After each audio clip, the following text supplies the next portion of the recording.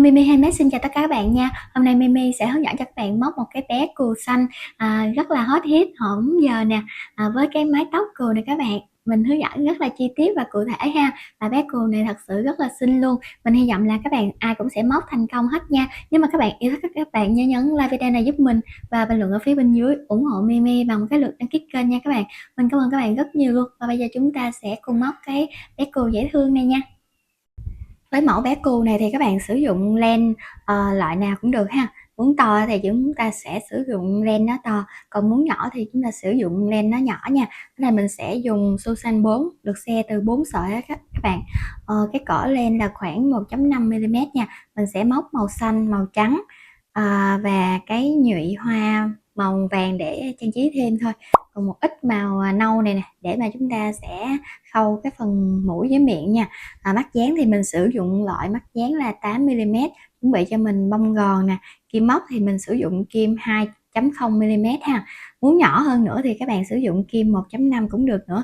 Keo nến để chúng ta dán nè, kéo cắt len cũng như là kim khâu len. Toàn bộ những cái nguyên liệu này thì mình có cung cấp đầy đủ hết luôn á. Bạn nào có nhu cầu móc cái mẫu này cũng như là muốn ủng hộ Mimi thì các bạn sẽ add cái số Zalo ở phía trên màn hình ha. Mình cảm ơn các bạn rất nhiều luôn. Mình để màu xanh ở đây để cho nó đừng có bị chói quá ha các bạn. Bây giờ chúng ta sẽ tạo vòng tròn nha. Đưa kim móc vào vòng tròn, kéo cái len này qua, móc lên một mũi móc xích. Chúng ta sẽ móc vào vòng tròn này 6 mũi móc đơn. 1 2 3 4 5 6.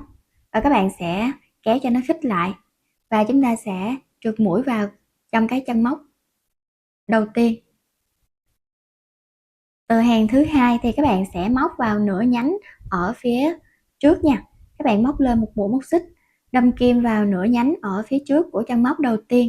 Các bạn sẽ móc 2 mũi móc đơn cùng một chân. Chân thứ hai cũng móc vào nửa nhánh ở phía trước luôn, 2 mũi móc đơn cùng một chân. Bây giờ mình sẽ quy ước ha. Mũi móc đơn mình sẽ đọc là mũi X, 2 mũi móc đơn cùng một chân mình sẽ đọc là mũi V.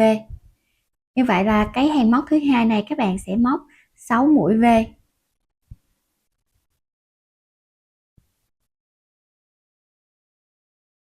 Mũi V thứ tư rồi đó. Mũi V thứ 5. Mũi V thứ 6. Các bạn sẽ trượt mũi vào chân móc đầu tiên này.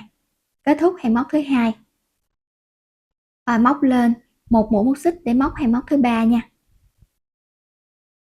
Đâm kim vào chân móc đầu tiên, các bạn sẽ móc 1x. Chân thứ hai các bạn sẽ móc 1V. Lặp lại cái cụm móc này cho mình tới cuối hàng luôn. 1x 1V lặp lại 6 lần ha. Ở đây được một lần rồi nè. 1x 1V lần thứ hai. 1x 1V lần thứ ba. Còn 3 lần nữa các bạn sẽ móc nha. Mình đã móc xong hàng móc thứ ba rồi. Bây giờ chúng ta sẽ trượt mũi kết thúc hàng. Móc lên một mũi móc xích để móc hàng móc thứ tư. Đâm kim vào chân móc đầu tiên, móc 1x. Chân thứ hai các bạn sẽ móc 1V. Chân thứ ba các bạn sẽ móc 1x. Như vậy là các bạn sẽ móc cho mình một cụm gồm 3 chân móc, 1x, 1V, 1x lặp lại 6 lần. 1x, 1V, 1x lặp lại lần thứ hai rồi đó. Còn 4 lần nữa các bạn sẽ móc cho tới cuối hàng nha. Mình đã móc tới cuối hàng rồi. Bây giờ chúng ta sẽ trượt mũi vào chân móc đầu tiên, kết thúc hàng móc thứ tư. Bây giờ chúng ta sẽ móc hàng móc thứ năm, móc lên một mũi móc xích. Chúng ta sẽ móc 3x 1V. Những cái hàng móc này các bạn đều móc vào nửa cái nhánh ở phía trước nha, để chúng ta một lát nữa làm cái phần tóc của cừu á. 3x rồi nè các bạn, 1V. Rồi, các bạn sẽ lặp lại cái cụm 3x 1V này cho mình tới cuối hàng luôn nha. 1 2 3, 1V ở chân kế bên. Rồi, còn 4 lần nữa các bạn sẽ móc nha. Mình đã móc xong hàng móc thứ 5 rồi. Bây giờ chúng ta sẽ trượt mũi, móc hàng móc thứ 6 ha. Hàng thứ 6 này chúng ta cũng sẽ móc vào nửa nhánh luôn nha các bạn. chúng ta sẽ móc mỗi chân là 1 mũi ít, chúng ta sẽ có 30 ít cho hàng móc này. Các bạn sẽ móc cho tới cuối hàng luôn nha. Mình đã móc xong hàng móc thứ 6 rồi, bây giờ chúng ta sẽ kết hàng, móc hàng móc thứ 7 nha. Chúng ta sẽ làm thêm một hàng móc nửa mũi nữa nè, nửa nhánh nữa ha. Các bạn sẽ móc 2 mũi ít ở hai chân móc đầu tiên, sau đó các bạn sẽ móc một mũi V ở chân thứ 3, 2 mũi ít ở hai chân móc tiếp theo. Như vậy là chúng ta có 2 ít 1 V và 2 ít ha. Lặp lại cái cụm móc này cho mình tới cuối hàng luôn. 1 2, 2 ít rồi nè. Chân kế bên 1 V, hai chân tiếp theo 2 ít. Rồi các bạn sẽ móc thêm 4 lần nữa nha. Mình đã móc xong hàng móc thứ 7 rồi, bây giờ chúng ta sẽ trượt mũi vào chân móc đầu tiên. Và từ hàng móc thứ 8 trở đi thì chúng ta sẽ không có cần móc vào nửa nhánh nữa ha. Ở cái phần đầu thì chúng ta đã xong rồi đó. Giờ chúng ta sẽ móc hàng móc thứ 8, thứ 9, thứ 10. Mỗi hàng là 36 mũi móc đơn nha. Như vậy là chúng ta sẽ móc mũi móc đơn đầu tiên, mũi thứ 2, thứ 3, thứ 4, thứ 5 tới cuối hàng luôn, và chúng ta có là 36 mũi móc đơn. Và lên hàng móc thứ 9, thứ 10 luôn, mỗi hàng cũng là 36 mũi móc đơn. Mình sẽ gặp lại các bạn khi mà chúng ta móc tới cuối hàng móc thứ 10 luôn nha. Mình đã móc xong hàng móc thứ 10 rồi, bây giờ chúng ta sẽ móc hàng móc thứ 11 ha. Các bạn sẽ móc lên một mũi móc xích, chúng ta sẽ móc 9 chân móc đầu tiên, mỗi chân là một ít. 1 2 3 4 5 6 7 8 9. Bây giờ chúng ta sẽ móc một ít một V lặp lại cho mình 3 lần. Một ít một V lần thứ nhất, một ít một V lần thứ hai, một ít một V lần thứ ba. Và các bạn sẽ móc 6 mũi ít. 1 2 3 4 5 6 6 ít nè. Chúng ta sẽ móc lại cái cụm một ít một V lặp lại 3 lần ha. Một ít một V lần thứ nhất, một ít một V lần thứ hai, một ít một V lần thứ ba. Đang tạo hai cái má các bạn. Còn 9 chân móc cuối cùng các bạn sẽ móc 9 ít. 1 2 3 4 5 6 7 8 9. Rồi chúng ta sẽ trượt mũi nha. Hàng móc thứ 12 và hàng móc thứ 13 các bạn sẽ móc mỗi hàng là 42 ít, tức là mỗi chân một mũi ít đó các bạn. Móc tới cuối hàng nha. 1 2 3 và các bạn móc tới cuối hàng móc thứ 12, xong rồi lên hàng móc thứ 13 và gặp lại các bạn khi mà chúng ta móc tới cuối hàng móc thứ 13 luôn nha. Mình đã móc xong hàng móc thứ 13 rồi, bây giờ chúng ta sẽ móc hàng móc thứ 14 nha. Chúng ta sẽ móc 9 ít. 1 2 3 4 5 6 7 8 9. Một mũi ít, một mũi giảm lặp lại 3 lần. Một mũi ít nè, một mũi giảm thì các bạn sẽ đâm kim vào nửa cái nhánh ở chân sau, đồng thời đâm kim vào nửa nhánh của chân sau của chân tiếp theo luôn. Và các bạn sẽ kéo cái len qua. Chúng ta có 2 vòng len trên kim nè, các bạn kéo qua hết một lượt ha. Đây là mũi giảm. Mũi giảm mình sẽ đọc là mũi A. Các bạn móc một ít một A lặp lại 3 lần. Đây là lần thứ nhất rồi. Một ít một A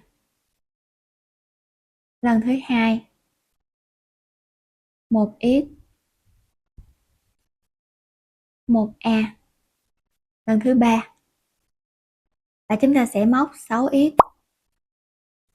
1, 2, 3, 4, 5, 6, và chúng ta lại móc một ít, một a lặp lại 3 lần nữa, một ít, một a lần thứ nhất, một ít, một a lần thứ hai, một ít,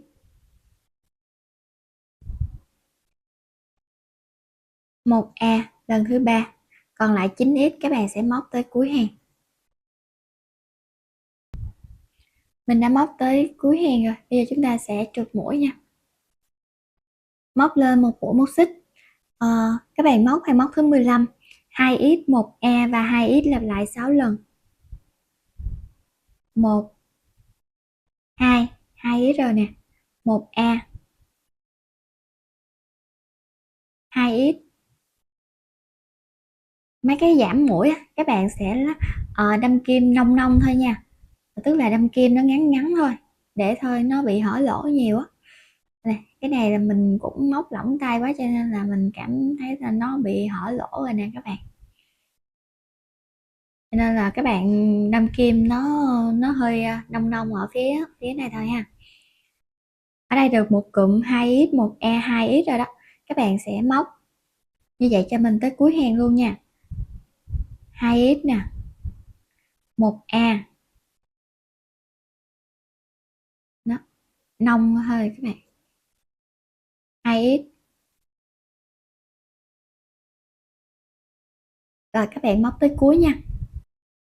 Mình đã móc xong hàng móc thứ 15 rồi, bây giờ chúng ta sẽ trượt mũi và móc hàng móc thứ 16, móc lên một mũi móc xích, chúng ta sẽ móc 3 ít, 1 a lặp lại 6 lần, 2, 3 ít rồi nè, 1 a lần thứ nhất, rồi 5 lần còn lại các bạn sẽ móc nha, 3 ít, 1 a.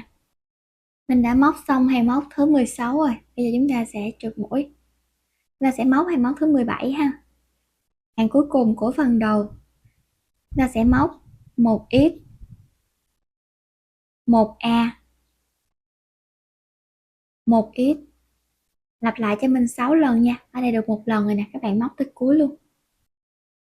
Mình đã móc tới cuối hàng rồi, bây giờ chúng ta sẽ trượt mũi, móc lên một mũi móc xích và các bạn sẽ cắt ra một cái đoạn len nha. Rồi bây giờ chúng ta sẽ làm cái phần bằng tóc luôn. Bằng tóc á, các bạn sẽ làm xong rồi các bạn sẽ nhồi cái phần bông gòn sau cùng luôn nha, tại vì để cho nó dễ hơn á các bạn, sợ nhồi căng ra rồi á, cái mình móc nó hơi khó á. Và bây giờ chúng ta sẽ đâm kim vào cái chân móc đầu tiên nè, chân này đi ha.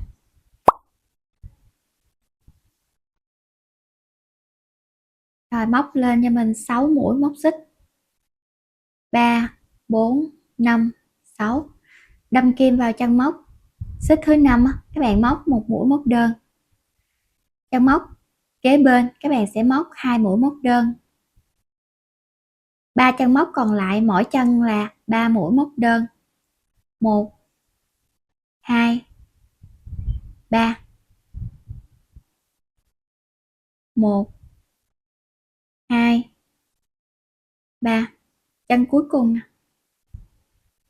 1, 2, 3, và các bạn sẽ xoay cái này nè, xoay cho nó, rồi xoay nó như vậy ha, và các bạn sẽ đâm kim nè, đâm kim vào chính giữa cái đoạn này đi nè, đâm kim vào chính giữa như thế này luôn ha. Rồi chúng ta sẽ đâm kim qua cái chân móc thứ hai á, đây, đâm kim qua chân móc thứ hai là chân này nè các bạn, ở phần bên dưới á đó, và các bạn sẽ kéo cái cọng len này qua rồi ha. Xong rồi các bạn sẽ trượt thêm một mũi nữa ở cái chân tiếp theo, Và các bạn sẽ móc một mũi trượt nữa. Rồi, ở đây chúng ta đã có được một cái phần tóc rồi nè. Các bạn lại móc lên 6 mũi móc xích, 2, 3, 4, 5, 6. Lặp lại cũng y hệt luôn ha. Một mũi móc đơn, chân tiếp theo 2 mũi móc đơn, 3 chân cuối cùng mỗi chân là 3 mũi móc đơn.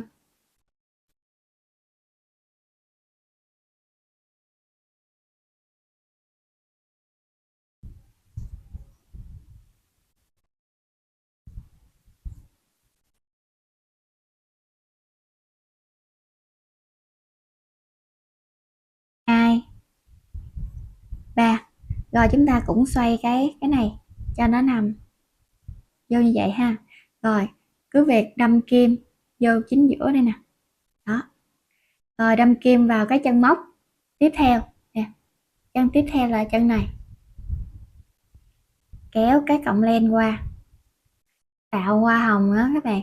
Rồi và chúng ta sẽ trượt mũi vào cái chân móc tiếp theo nữa để móc một cái hoa hồng mới ha. Chúng ta làm bộ tóc là bộ tóc hoa hồng nha các bạn. Rồi chúng ta sẽ móc như vậy cho tới cuối hàng luôn. Xong muốn lên một cái hàng mới, xong ví dụ như cái chỗ này là cái chỗ kết hàng của chúng ta đây, thì chúng ta sẽ móc lên một mũi móc xích nha các bạn. Xong rồi đâm kim lên ở phía trên nè, đâm kim lên phía trên như thế này. Rồi các bạn lại tạo 6 mũi móc xích. Và chúng ta lại móc một cái hoa hồng. Xong rồi chúng ta cũng sẽ làm như mình hướng dẫn đó, là sẽ trượt mũi, đâm kim vào đây, kéo cái len qua để tạo hoa hồng. Xong rồi chúng ta lại trượt mũi vào chân kế bên rồi tạo cái hoa hồng tiếp. Chúng ta sẽ làm xoay vòng cho tới cuối hàng luôn nha, cho tới cái chỗ điểm này nè. Nhưng mà do cái hoa hồng của chúng ta nó sẽ to các bạn, cho nên là những cái hàng cuối này nè, hai cái hàng cuối này mình sẽ không có móc nhiều. Đây, ở đây là mình đã làm trước một con rồi nè, trước một cái đầu rồi. Thì ở đây mình sẽ tháo cái cuối ra cho các bạn xem ha.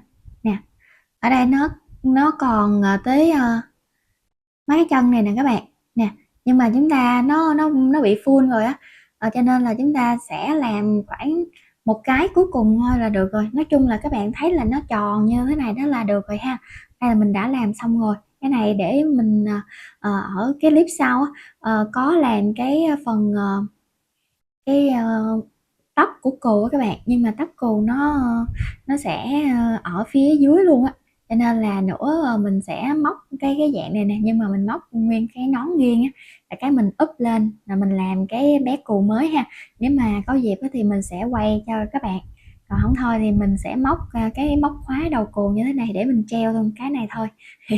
Mà cái này á mình móc nó đỡ hở lỗ hơn là cái này nè. Cái này mình nhồi bông gòn vô rồi á, nhưng mà thấy nó hở lỗ ở chỗ cái điểm này, cái chỗ má thì mình móc nó đỡ nè, còn cái chỗ này mình móc nó hơi lỏng tay á, cho nên là nó hơi bị hở lỗ xíu. Mà kệ đi, móc mẫu cho các bạn mà không sao đâu ha. Còn cái này thì mình móc nó đỡ hơn xíu nè, mình kéo nó khi mà mình đâm kim á các bạn, mình đâm kim nó tới chính giữa lận, cho nên là cái độ hở này nó cao. Còn cái mình đâm kim mà nó nông hơn là nó sẽ không có bị hở nhiều. Nên cái này mình cũng thấy là nó hở đó, nhưng mà nó sẽ ít hở hơn cái này ha. Mong các bạn nhìn thông cảm giùm mình nha. Hồi nữa gắn mắt với lại làm mũi đánh má hồng lên nó cũng dễ thương à. Rồi như vậy là các bạn sẽ móc cho mình vòng đây tới cái khúc cuối á. Rồi ở bên đây thì mình sẽ làm luôn ha, để chốt với các bạn. Nó còn dư nguyên một cái hàng đầu luôn á các bạn, nguyên cái hàng đầu với hàng thứ hai cũng dư một mớ á. Rồi ở đây móc 3 mũi. Tóc á, những cái chân cuối cùng này nè thì nó bị khít á, thì các bạn làm nó hơi khó một xíu nha. Tại vì đừng có nhồi bông gòn trước nha các bạn, nhồi bông gòn trước là nó khó móc á. Cái này mình nhồi bông gòn sau, cho nên là mình bóp nó vậy nè, bóp nó quay qua quay lại như vậy đó cho nó dễ. Rồi ở trên đây thì mình cũng sẽ uốn nó lại.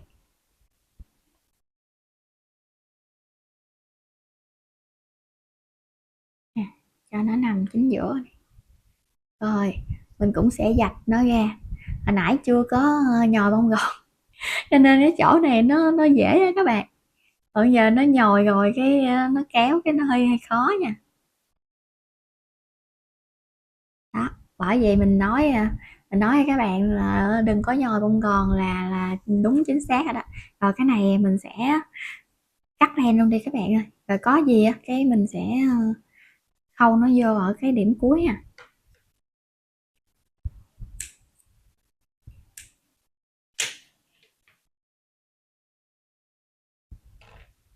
Rồi các bạn sẽ đưa nó vào cái này. Trời ơi, cái cuối cùng của mình cuối cùng hồi nãy nó bị dướng dướng á. Cái làm hoa hồng nó không đẹp á,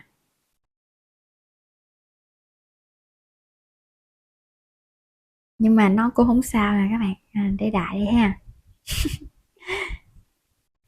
Rồi các bạn sẽ lấy cái len màu nâu ra, chúng ta sẽ tạo miệng với mũi luôn nha.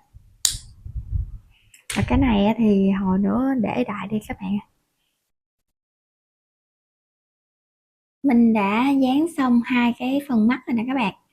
Các bạn sẽ dán ở chỗ cách cái phần tóc này nè, một hàng ha. Mình dán hàng thứ hai và hàng thứ ba đó. Rồi chúng ta sẽ mình lấy hai cọng của cái phần màu nâu thôi nè, để mình sẽ đâm kim vào cái chính giữa này nha.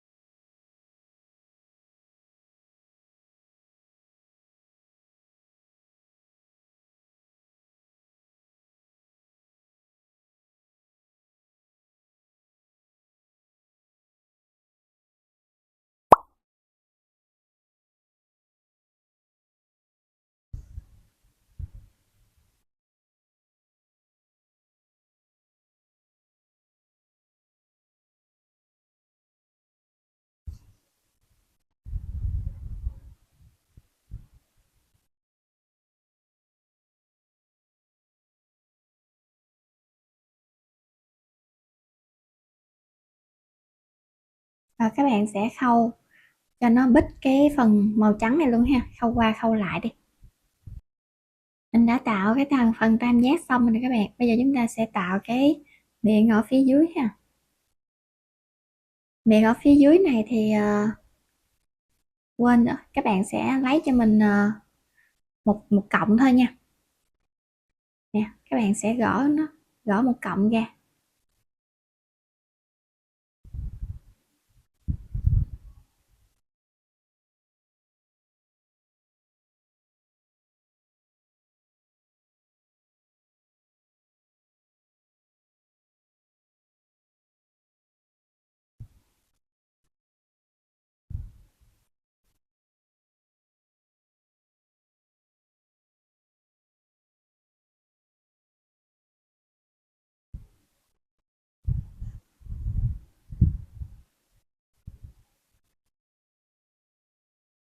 Rồi, và các bạn sẽ cột mấy cái cọng này lại.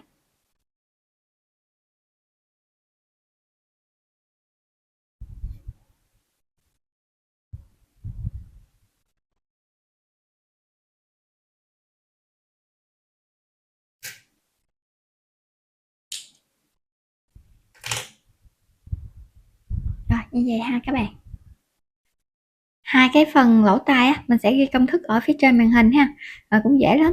Chúng tạo vòng tròn ma thuật nè, 6 mũi móc đơn ở hàng đầu tiên, 6 mũi V ở hàng tiếp theo, 1x1V lặp lại 6 lần ở hàng thứ ba, 1x1V 1x 6 lần ở hàng thứ tư. Và chúng ta sẽ làm hai cái lỗ tai như thế này.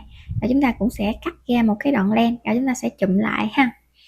Cái này thì nó giống như cái phần đầu cù á các bạn. Hồi nãy chúng ta làm rồi đó, mà nãy chúng ta làm là móc vào nửa nhánh, thì cái này thì chúng ta sẽ không có móc vào nửa nhánh, các bạn chỉ cần móc vào ờ, nguyên chân móc thôi ha. Rồi ở đây thì các bạn sẽ khâu, rồi khâu này lại, rồi các bạn sẽ để nó vô đây. Còn nếu mà bạn nào thấy 4 hàng nó hơi bự quá, mà các bạn móc cái đầu cù nó hơi nhỏ, thì các bạn sẽ làm cái lỗ tai này 3 hàng thôi nha.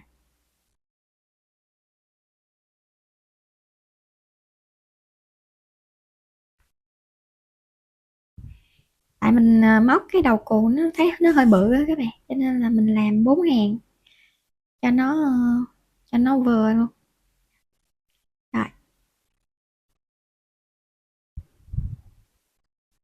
và các bạn sẽ đưa nó xuống đây một xíu nha. Nè.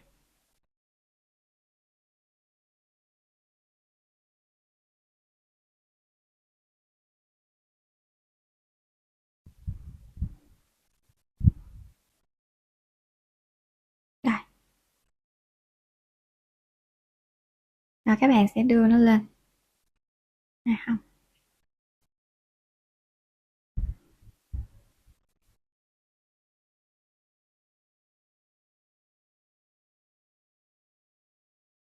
Rồi, xong rồi đó các bạn. Bên đây thì các bạn cũng sẽ làm tương tự ha. Ta để ở phía bên này nè, rồi các bạn làm đi. Rồi bây giờ mình sẽ làm má hồng.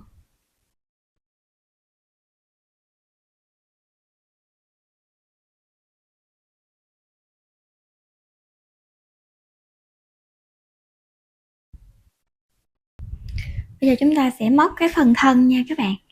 Ta sẽ móc 2 cái chân trước, và các bạn sẽ tạo cho mình vòng tròn.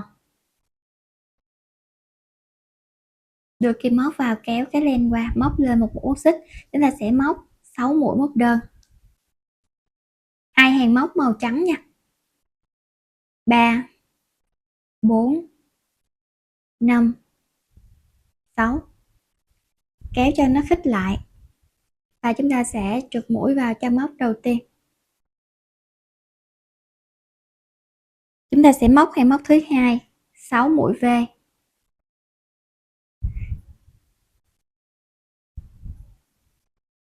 Và các bạn móc cho tới cuối hàng. Và chúng ta sẽ trượt mũi vào chân móc đầu tiên, kết thúc hàng móc thứ hai, móc lên một mũi móc xích, cắt len. Các bạn sẽ đổi thành màu xanh nha. Và chúng ta sẽ đâm kim vào cái chân móc mũi dời, kéo cái cọng len màu xanh này qua, móc lên một mũi móc xích, đâm kim vào chân móc đầu tiên, móc một mũi móc đơn. Từ hàng thứ ba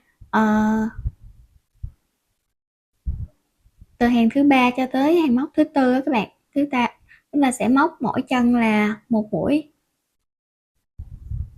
ít nha. Và các bạn móc hết hàng móc thứ ba này rồi lên thêm hàng móc thứ tư nữa. Mình sẽ gặp lại các bạn khi mà chúng ta móc tới cuối hàng móc thứ tư luôn nha. Ở khúc cuối nhớ nẹp cái cọng len thừa màu trắng này vô. Các bạn móc tới cuối hàng móc thứ năm luôn ha. Tới hàng móc thứ tư thì nó hơi ngắn á các bạn, cho nên là chúng ta móc thêm một hàng nữa.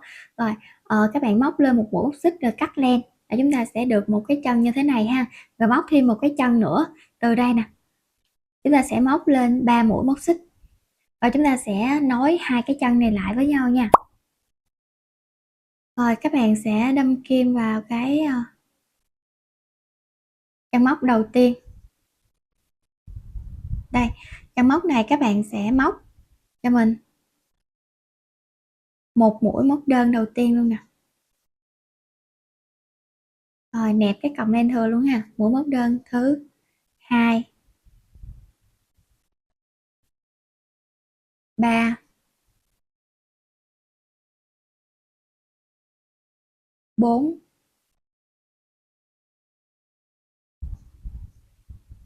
5, 6, 7, 8, 9,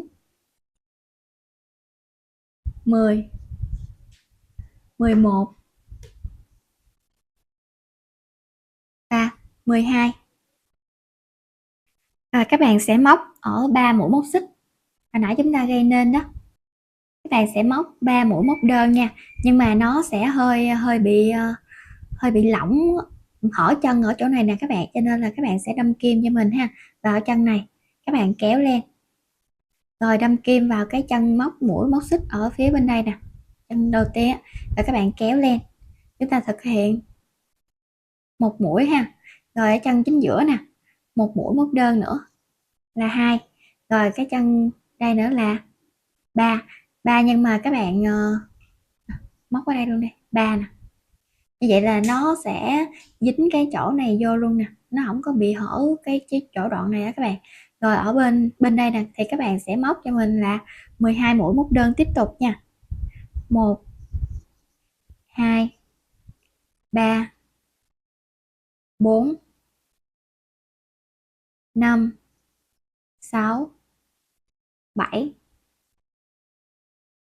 8, 9, 10, 11 và 12. Rồi bên đây cũng vậy, các bạn sẽ móc 3 mũi móc đơn ha, và các bạn cũng sẽ đâm kim vào cái chỗ này nè, kéo lên, rồi các bạn sẽ đâm kim vào cái chỗ cái chân móc đầu tiên, chỗ chính giữa này nè, các bạn kéo lên, chúng ta kéo qua hết 3 vòng len luôn. Đây là 1 vậy ha, đây là 2 nè, rồi đây là 3. Xong rồi đó, các bạn sẽ trục mũi vào cái chân móc đầu tiên, kết thúc ha. Chúng ta có 12 3 12 3. Và bây giờ chúng ta sẽ móc hàng móc thứ 7, móc lên một mũi móc xích. Các bạn sẽ móc 2x 1v 2x nha. Rồi cái chân móc đầu tiên một mũi móc đơn.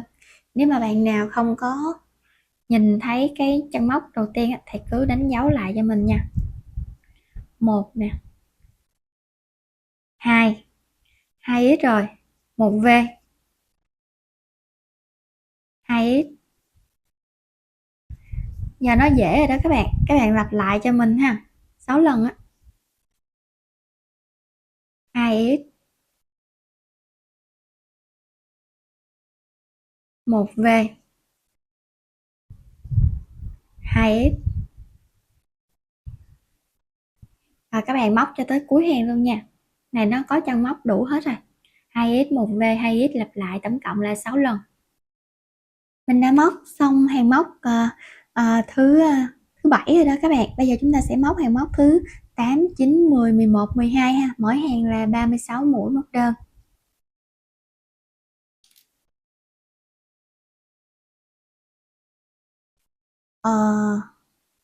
Chỗ này là các bạn không có cần kết hàng cũng được ha. Bây giờ chúng ta sẽ móc một mũi móc đơn vào chân đầu tiên luôn đi.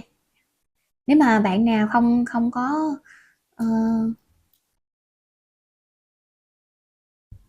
này khỏi móc kết hàng đâu các bạn. Vậy đi ha. Rồi bây giờ chúng ta móc hàng móc thứ 8 nha. Mỗi chân là một mũi móc đơn, các bạn sẽ móc tới cuối hàng, xong rồi tới cái chỗ đánh dấu đó thì gõ đánh dấu ra, và chúng ta móc một mũi móc đơn ở chỗ đánh dấu đó luôn nha. Tức là chúng ta móc xoắn ốc lên tới hàng móc thứ 12 luôn, và các bạn móc tới cuối hàng đi. Móc xong hàng móc thứ 8 rồi nè các bạn, ta sẽ gõ ghim đánh dấu ra và móc hàng móc thứ 9 ha. Chân móc đầu tiên đánh dấu lại,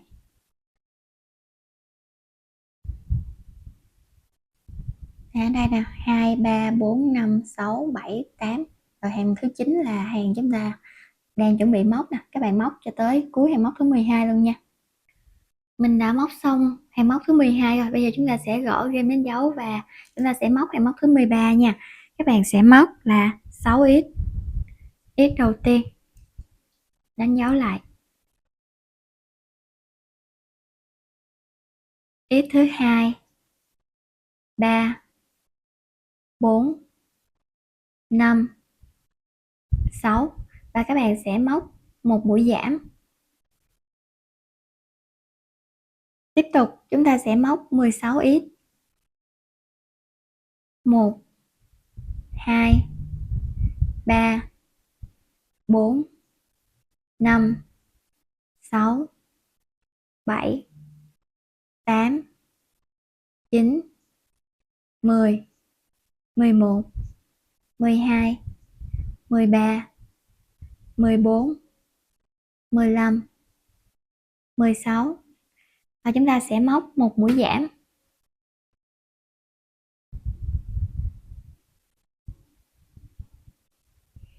Rồi những chân móc còn lại các bạn sẽ móc mỗi chân là một mũi ít cho tới cuối hàng. 2 3 4 5 6 7 8 9 10. Kết thúc hàng móc thứ 13, chúng ta sẽ móc hàng móc thứ 14. Các bạn sẽ móc 4 ít. Ít đầu tiên.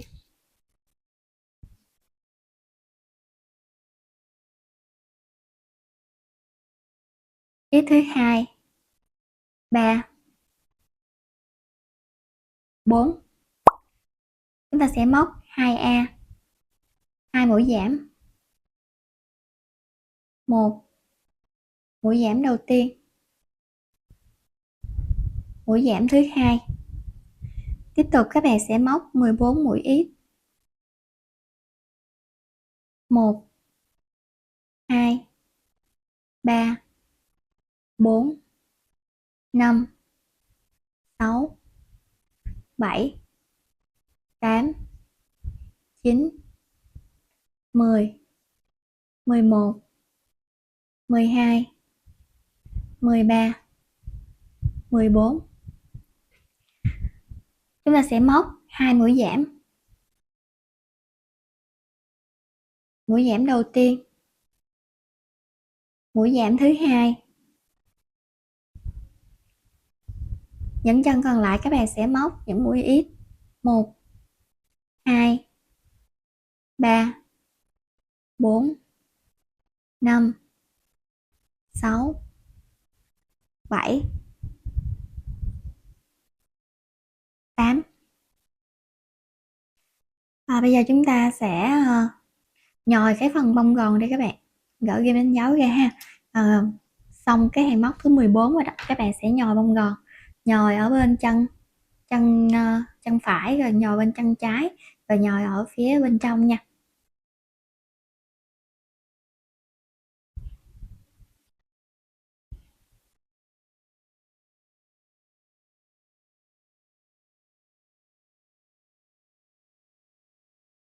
Rồi các bạn sẽ nhồi từng đợt bông gòn thôi.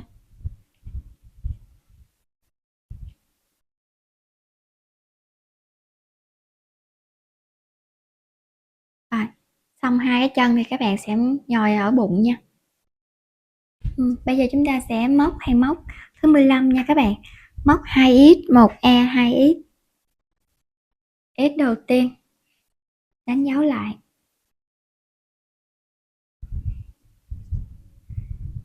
X thứ hai. 1A. 2x. Lặp lại cho mình tổng cộng là 5 lần nha. 2x, 1A, 2x. Móc xong hàng móc thứ 15 rồi. Các bạn sẽ gỡ ra, móc hàng móc thứ 16 nha. Chúng ta sẽ móc 10x. X đầu tiên.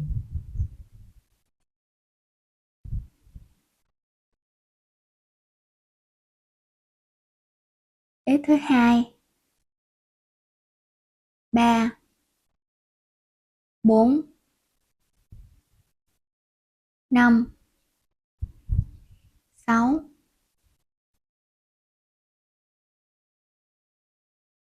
7 8 9 10. Một mũi giảm. Rồi, còn lại 13 ít ha. 1 2 3. Và các bạn móc tới cuối hàng đi. 4 Móc xong hay móc thứ 16, các bạn sẽ móc hay móc thứ 17 nha. Chúng ta sẽ móc một ít,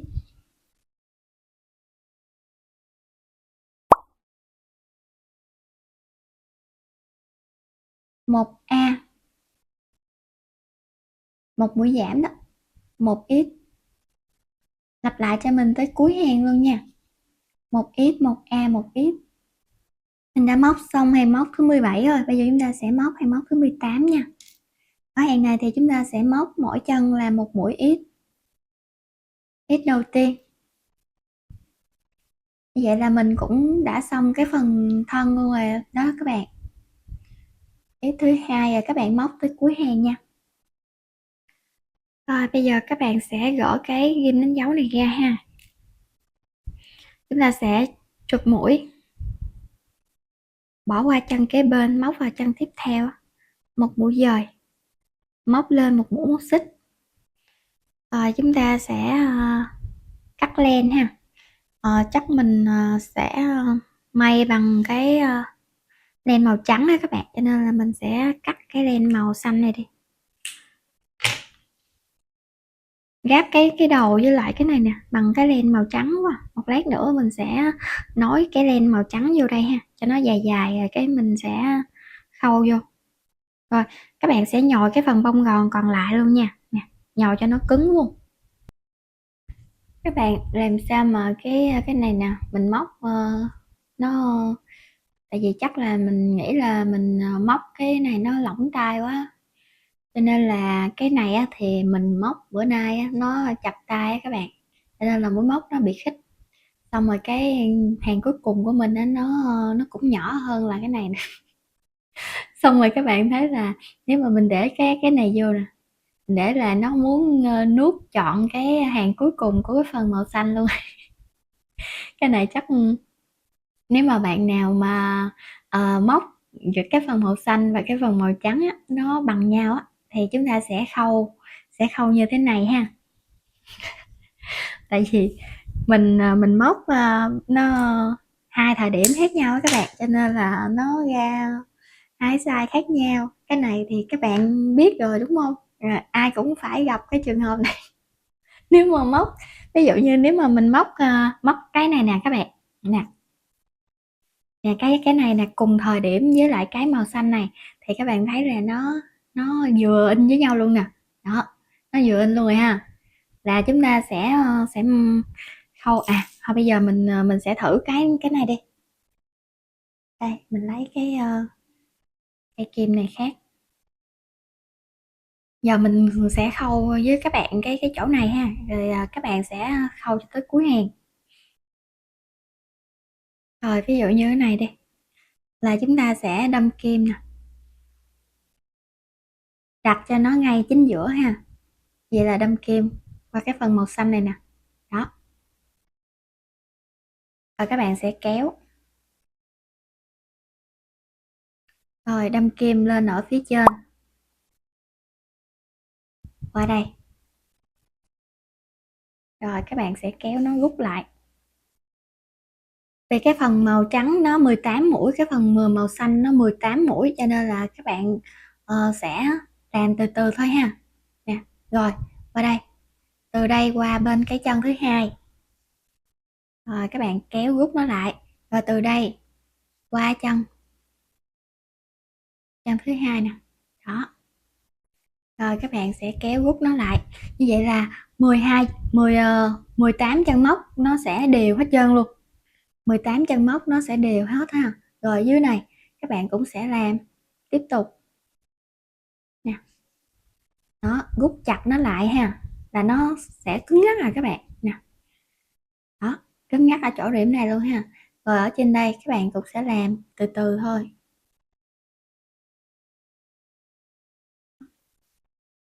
Rồi rút nó lại. Rồi các bạn sẽ làm như vậy cho tới cuối hàng. Rồi các bạn sẽ giấu cái phần len thừa lại ha, cắt cho nó dài dài á các bạn. Rồi như vậy thì còn cái này á, thì mình sẽ nấu làm sao mà cho nó cứng vô đây, rồi mình sẽ khâu ở phía bên dưới ha. Các bạn thông cảm nha, tại vì cái này mình móc nè, các bạn thấy là móc chặt tay cái mũi móc nó đẹp hơn là ở này ha. thôi mà kệ đi, nó dễ thương là được ha các bạn, thông cảm cho mình nha. Mình cũng làm giống như mình hướng dẫn cho các bạn luôn á, tại vì tự nhiên ờ, thấy nó cũng khâu được các bạn ơi. Mình tưởng đâu nó không khâu được không à, tại thấy ở trên nó to quá à. Vậy mà cũng cũng khâu ổn rồi nè. Nè, mình khâu gần gần xong rồi.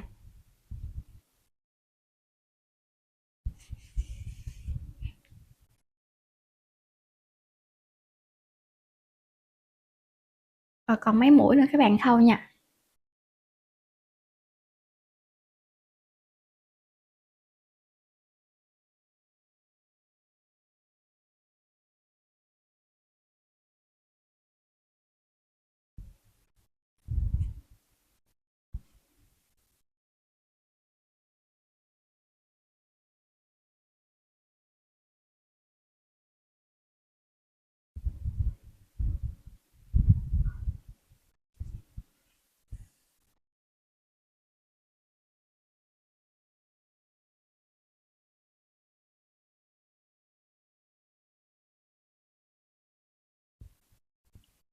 Nè, ổn rồi ha.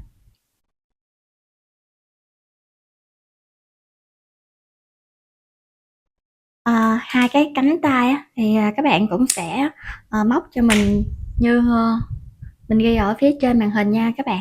Hai cánh tay nè, dễ lắm, có mấy hàng à. Xong rồi các bạn sẽ khâu nó lại nha.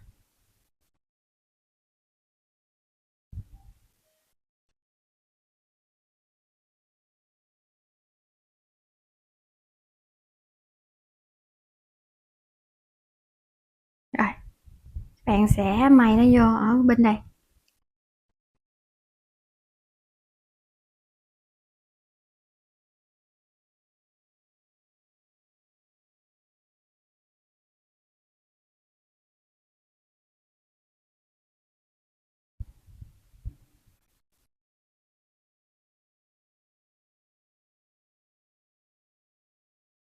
Rồi,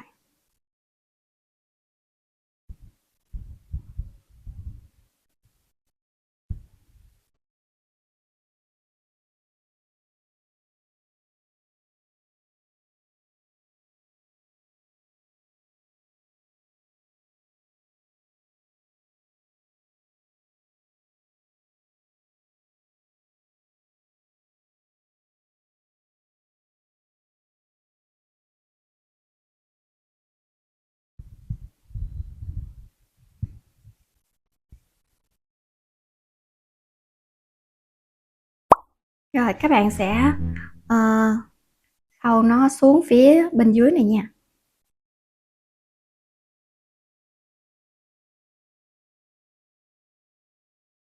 Rồi, bên đây nè, các bạn sẽ đưa len lên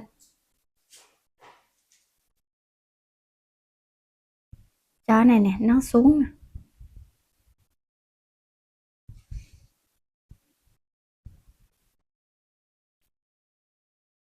Rồi, đưa len lên cho cái này nó xuống dưới.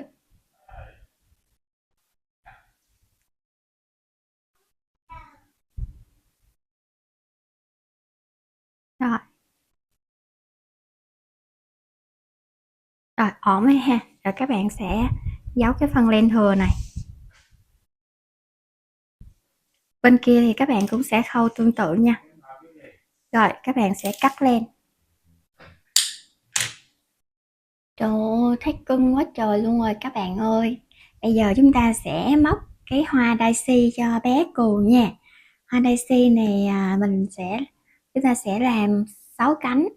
Ôi dễ thương quá à. Cái này phải có thời gian làm nhiều cái á các bạn, làm bằng len nhung đũa ha, để bữa nào mình móc bé cù này bằng len nhung đũa mà có sửa công thức lại á, thì mình sẽ ới các bạn nha, mình sẽ quay cho các bạn để làm cái bé cù len nhung đũa cho nó xinh xinh.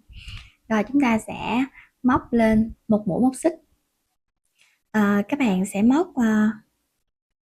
6 mũi móc đơn đi, 2 5 thôi, 3 4 5. Rồi chúng ta sẽ tận dụng cái mũi dời để làm một cái chân móc luôn nha.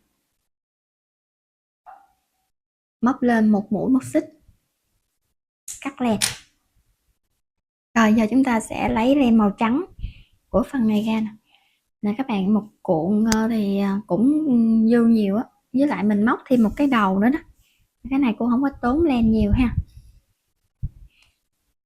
Rồi chúng ta sẽ đâm kim vào cái chân móc đầu tiên này đi. Bây giờ chúng ta sẽ có 6 chân móc rồi đó. Chân móc đầu tiên nè, các bạn sẽ móc 2 mũi móc xích, 2 mũi móc kép,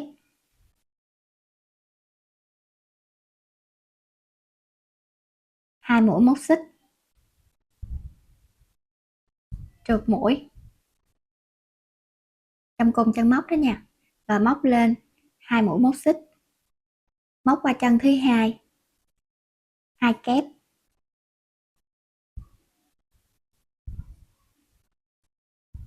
lên 2 xích và trượt mũi. Các bạn làm tổng cộng cho mình 6 cánh như thế này ha. Rồi mình đã móc xong rồi đó các bạn, móc lên một mũi móc xích rồi cắt len nha. Rồi các bạn sẽ chấm keo cho mình ở cái điểm này, rồi gom nó lại cục rồi cắt bỏ những cái len thừa hết. Rồi chúng ta có một cái bông hoa rất là xinh như thế này rồi nè. Giờ chúng ta sẽ quay qua đây, đâm kim vào cái nhánh của màu vàng đi, nhánh của màu vàng đi nha các bạn. Rồi các bạn sẽ móc cho mình 1 2 3 4 5 6 7 8 9 10 11 12 13 14 15 16 17 18 19 20 21 22 23 24 25 26 27 28 29 30.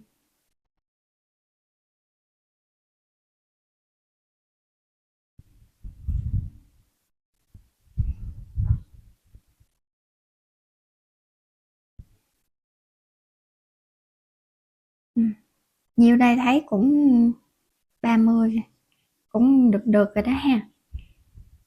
Mà móc thêm 3 mũi đó đi, 31 32 33, hoặc là các bạn vừa móc rồi các bạn vừa ốm vậy. Giờ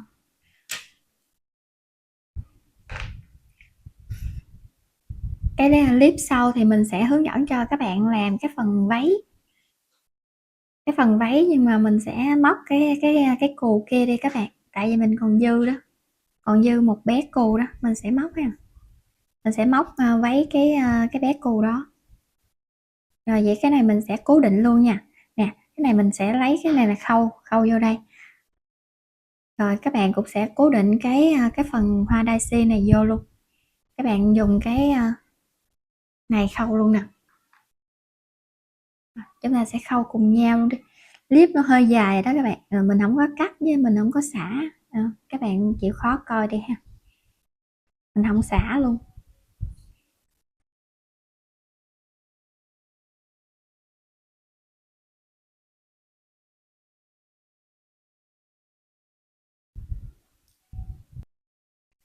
Rồi các bạn sẽ đưa vào cái màu xanh này nè, bụng á, rồi các bạn kéo nó lại vậy ha. Rồi ở đây các bạn cũng sẽ đưa vô cái phần màu vàng, phần nhụy á, làm thêm một lượt nữa nha. Rồi cũng đưa xuống màu xanh.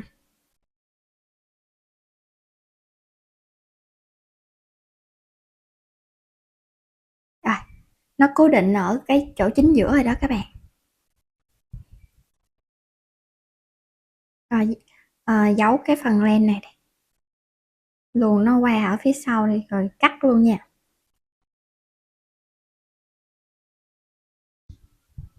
Rồi cái cọng len dư này nè, luồn ở phía sau rồi cắt luôn.